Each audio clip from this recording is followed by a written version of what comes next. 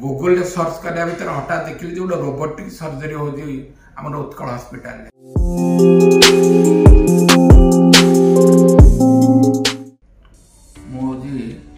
मो ना हूँ श्री संतोष कुमार पाणी। मु जड़े रिटायर्ड हेडमास्टर। मु 2010 मसीहा रिटायर्ड कली। मत आसी 72 है। मोर ये गोड़ आज 5 वर्ष तले एमती असुविधा से दिन अनुभव कली। आस्ते आस्ते गोड़े चलबार मत कष्ट है। कष्ट हवा द्वारा मु डॉक्टर सहित मत परामर्श करी। विभिन्न डॉक्टर को देखी। प्रथमे आमर आयुर्वेदिक डॉक्टर को देखली जो आयुष डॉक्टर मैंने मेडिसिन खाई काम देलानी। तार भुवनेश्वर रेपुटेड मेडिकल जो अच्छी 2-3टा पाख मत जाकर डॉक्टर भल भल डॉक्टर अच्छे औषध खाइली। कि डॉक्टर मैंने मत शेष कहले जो औषध खाऊँ कि आप एक्सरे रिपोर्ट जहाँ आंठुर कहूँ आप रिप्लेसमेंट करने बाध्य हे। आज ना जब आप करेंगे जोटे करूँ कि रिप्लेसमेंट करूँ ना विशेष आप मेडिसिन कम दबनी। मुझे रिप्लेसमेंट मनस्थ कली कि कौटे करी। मोर जो मैंने सांगसाथी अच्छा जो मैंने परिचित लोग पचारे कई जन भी आंठू रिप्लेसमेंट कर वर्णना शुणिक मत भय लगे। रिप्लेसमेंट पर बहुत कष्ट हुए। प्राय मसे खंडे समय से चलवा कष्ट हुए। नॉर्मल को आसापी 3-4 मास समय लगे। युवाक शुणी मो भयभीत थी। कि समय भावुली कि सहजरे कौटे टे कष्ट ना सहजरे केमी मुझे करी। इन भाविया भितर मुझे गला 18 तारीख दिन मुझे घरे बस भुवनेश्वर घरे बस कल ना अतिरिक्त जो कष्ट है कल रिप्लेसमेंट निहाती दरकार।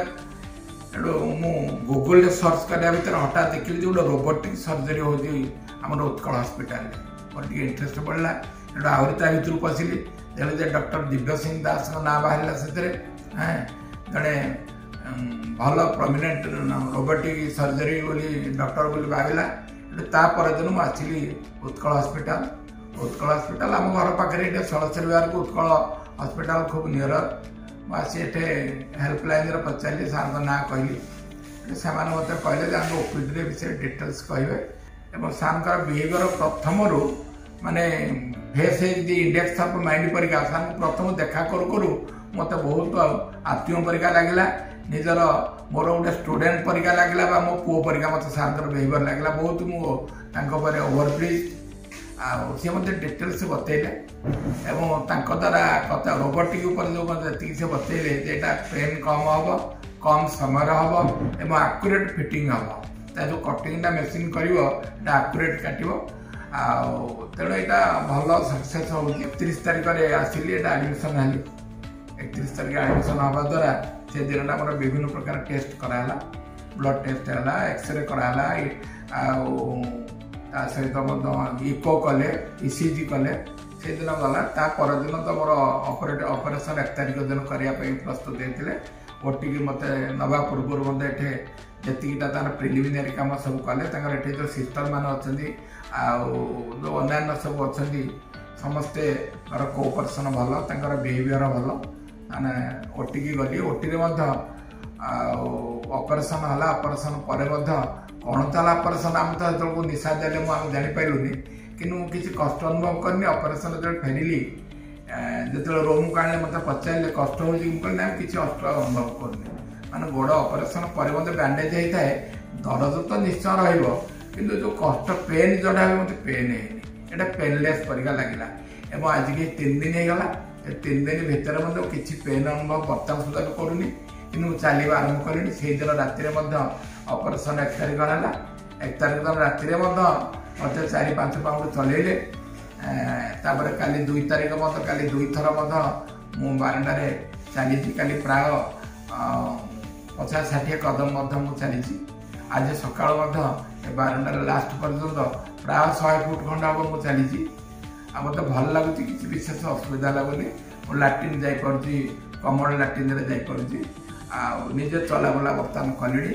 निज हाथ में भी खाई पार्टी गोटे दिन पर निज हाथ में खाई पार्टी किसी प्रोब्लेम ना मत बहुत फ्री लगुच। जो रोबोटिक मेथड है सर्जरी कराला मु या पर अनुभव करी जे निश्चिंत रूपे विज्ञान ये गोटे अवदान गोटे सुफल रोबोटिक मेथड द्वारा बहुत माने कष्टा आदौ जानव ना कष्ट ना यहाँ गोटे भल जिनस तेणु एठिकार जहाँ मुझे आज मत डिस्चार्ज करेंगे बोली सार कही सन्धार डिस्चार्ज करेंगे दिव्य सिंह सार तो जड़े यंग एनर्जेटिक भल सी बहुत आमिकेबल बहुत भल कथबार्ता डिलिंग्स कथार रोग भल होठिकार जो स्टाफ अच्छा बहुत कोऑपरेटिव भल जो स्टाफ अच्छे से व्यवहार से प्रत्येक 15 मिनट जड़े दिए अटेंडेंट आसिक ऑफिस स्टाफ आसिक पचार दिन भल मत पचार दिन पानी मुंदा दबा ठारू खाइबा दबा ठारू चाह दबा ठारू फीडिंग डाएट भल अच्छी मेडिकल परिचालना बहुत भल लगे मत निश्चिंत रूप द्वारा भविष्य आगामी पीढ़ी अनुप्राणित हे जो रोग से पीड़ित हे मुझे निश्चिंत रूप एति भरोसा देवी ये हॉस्पिटल जो स्टाफ अच्छा जो डॉक्टर मान अच्छा निश्चिंत रूपे लोक मान सेवार डेडिकेटेड तेणु ये हॉस्पिटल भविष्य निश्चिंत रूपे उन्नति हम